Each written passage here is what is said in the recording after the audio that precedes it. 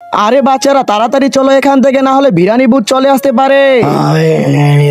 বাবা বিরানি ভূত চলে আইছে, পালাও বাচ্চারা। বাবা বিরানি ভূত ওকে মেরে ফেলেছে, এই গ্রামের সবাইকে আমি মেরে ফেলবো।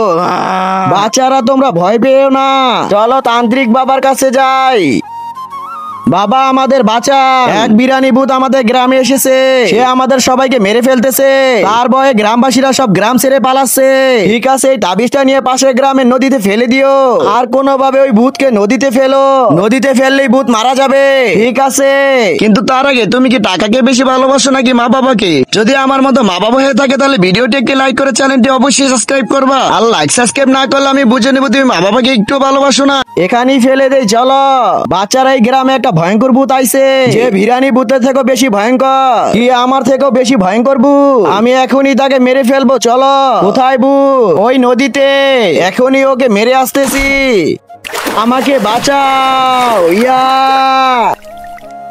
ইয়েস, ভূত মরে গেছে।